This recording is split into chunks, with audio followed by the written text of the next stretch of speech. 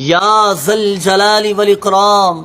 دنیا اور آخرت میں ہمیں عافیت اور سلامتی نصیب فرما۔ یا ذل جلال والاکرام ہمارے ایمان کی حفاظت فرما۔ یا ذل جلال والاکرام ہماری تمام جائز دعائیں اپنی بارگاہ میں قبول و مقبول فرما۔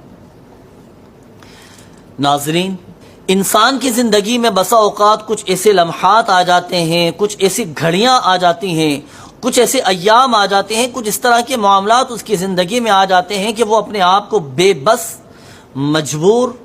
تنہا اور وہ اکیلا محسوس کرتا ہے، اور وہ ایسے سہارے کی تلاش میں ہوتا ہے کہ جو اسے سکون کی دولت سے مالا مال کر دے، اسے ذہنی اور قلبی سکون حاصل ہو۔ تو اسلامی تعلیمات جو ہماری زندگی کے ہر شعبے کو محیط ہے،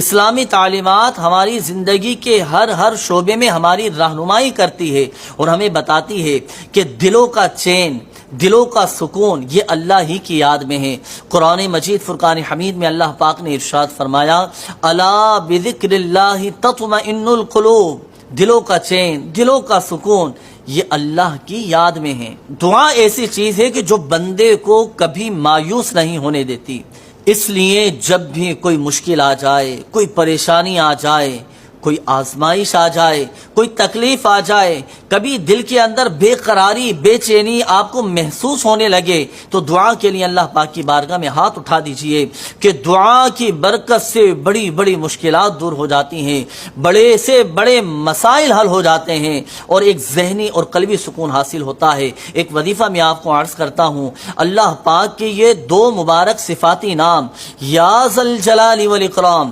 جو مسلمان صدق کے دل کے ساتھ، یقین کامل کے ساتھ یا ذل جلال والاکرام پڑھے اور ان کلمات کے ساتھ اللہ پاک کی بارگاہ میں دعا کرے تو اللہ پاک اس کی دعائیں قبول فرماتا ہے اور اسے خوشحالی نصیب فرما دیتا ہے۔ تو اللہ پاک کی رحمت سے دعائیں بھی ہماری قبول ہوں گی، اور کیسی ہی مشکل کیوں نہ ہو، کیسی ہی پریشانی کیوں نہ ہو، تو انشاءاللہ عز و جل وہ بھی دور ہوتی چلی جائے گی۔